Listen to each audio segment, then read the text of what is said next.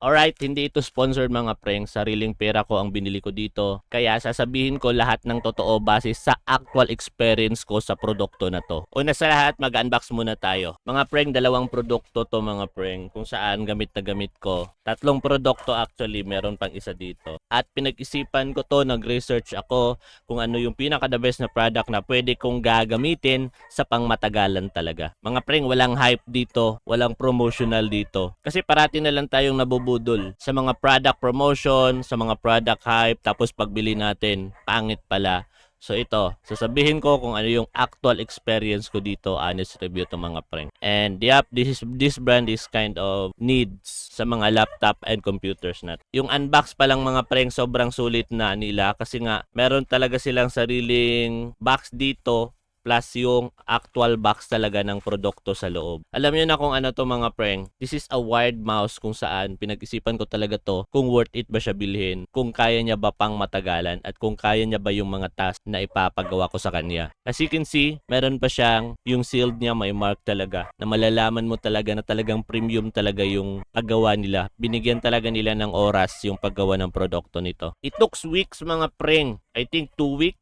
or almost 3 weeks na pag-research sa product na matibay, maganda, and solid. Pero depende pa rin yan sa actual na paggamit natin. Pero ito, nag-research kasi ako mga preng, hindi lang sa TikTok, hindi lang sa YouTube. Even though sa mga browsers natin out there na sa mga user feedback kung maganda ba talaga yung mouse na to. Kasi sa commercial, sa nakikita natin sa TikTok, sobrang hype talaga ng mga video doon na talagang mapapawaw ka. So, yung ginawa ko dito is I do my own research this kind of mouse. This is wired mouse mga preng. As you can see, meron pa siyang manual dito and the mouse itself. Ito yung kanyang cord. Nakita nyo ba yan? Ayan. And the mouse. And the USB plug. Ito gagamitin natin to sa PC natin and I also buy another one mouse for our laptop. Kasi yung mouse natin sa laptop is sira na yung scroll. Okay pa naman pero minsan hindi na siya nagpa-function or nagdo-double scroll. Even the left click, nagdo-double click na din siya. So medyo hassle siya when it comes sa nag-edit tayo, nagmo-multitasking tayo. And guys, 3 years old na to sa akin. And alam naman natin yung brand na yan ay sobrang trusted na. 3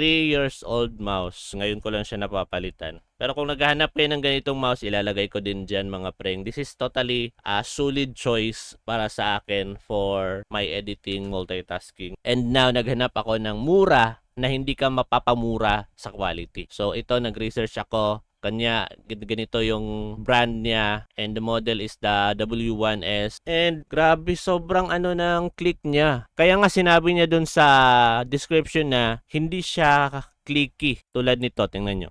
'Di ba?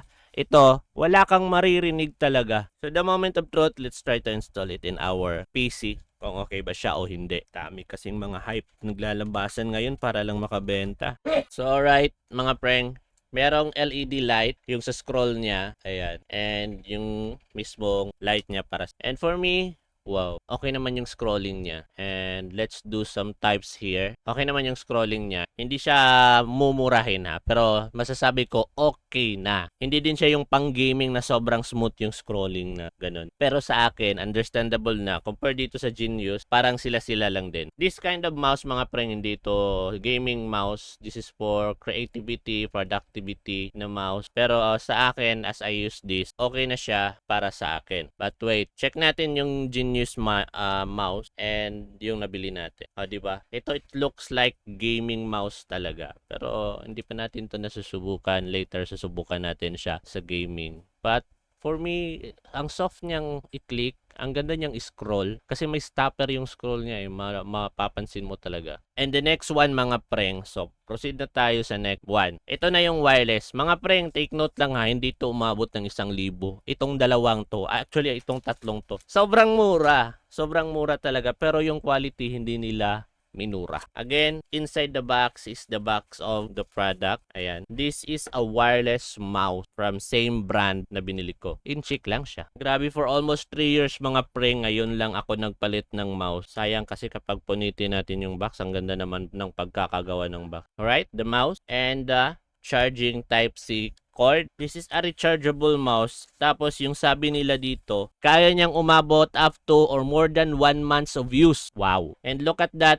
The kind of design. Nandito yung USB niya. Tingnan mo yung USB niya. And also yung charging port niya nasa harap. This is an F1 mga preng. As you can see. So 500 milliamperes battery capacity niya. Meron siyang ano dito. Hindi ko alam anong tawag yan. Yung click-click dito. But same yung clicky. Hindi siya clicky. Hindi siya maingay. Kaya sobrang ganda. And take note, meron pa siyang button dito mga preng. Wow. G1, G2. Grabe. Hindi ko alam para saan to. So I think this is for gaming. Ito yung clicky. Ayan o. Clicky siya. And the moment of truth, on natin. Ito yung USB niya para sa wireless. So on natin yung laptop. Kasi yung sa laptop ko is yung wired. Which is yung wired ko na ito mamurahin lang din to mga preng. Ayan. Pero sira na yung scroll nito. So isa sa mga pinaka-importanting ginagawa ko is yung scrolling kasi. Lalong-lalo na kapag nag-i-edit tayo sa Photoshop or sa other application. Yung scroll talaga yung isa din sa mga pinaka-gamit na gamit natin. Oh, walang ilaw. Walang ilaw dito. Pero nagsuscroll. Check natin yung scrolling mga preng. Same, ang ganda pa rin ng scrolling niya. Hindi ko alam para saan tong G1, G2. Siguro may magagamit natin yan later mga preng. And yep, ayan. Yung bar na color white, umiilaw-ilaw yan siya preng. Color white pala, color white. That is full charge. Malalaman mo siya kung lobat na kasi ayan, magwa 1 bar na lang. And I don't know what this one for yung sa gitna. Yung nakalagay dito is DPI. I don't know what's DPI mean. I think yung bilis ng mouse. Yeah. You can set kung ang gaano kabilis yung mouse sensitivity niya, kung gaano kabilis yung takbo niya. Ayan. So, just by clicking lang. And the scroll, and meron din click yung sa scroll. That I really like it. And boom. So gagawa ako ng honest review nito after 1 week kung ano yung experience ko sa kanya. Babase sa actual experience, hindi hype, hindi promotional. Pero kung nagtatanong ka saan ko siya nabili, ilalagay ko na lang dyan mismo ko siya binili mga preng. For me as of now, ang ganda niyang hawakan. Ayan, napaka-comfy. But we don't know yung buong experience natin. After 1 week, mag-update tayo. And preng, and the third product is napabili ako nito kasi sa ibang shop or ibang store umaabot ito ng I think nasa 100 pesos. Dito is nasa I think I'm not totally sure below 100 pesos lang. Grabe. But the quality of this kind of cord mga preng, look at that one. Para siyang fiber o hindi diba? Ayan yung. Pero natatanggal to mga preng. Kung gusto mo ng type C, ayan. Oh, diba? Double purpose na siya, type C and this one. Na natatanggal din dito, USB to pwedeng C to C, pwedeng USB to C, pwedeng USB to your old iPhone. Ayan, galing. Tapos metal siya mga preng. Wow, hindi siya plastic. So solid yung pagkakagawa. Pero ito try din natin to kasi nga sana mag-function ito yung data transferring niya lalo na sa iPad natin. So that's all mga preng. So for honest review, honest update tayo. Mag-update ako after 1 week nito.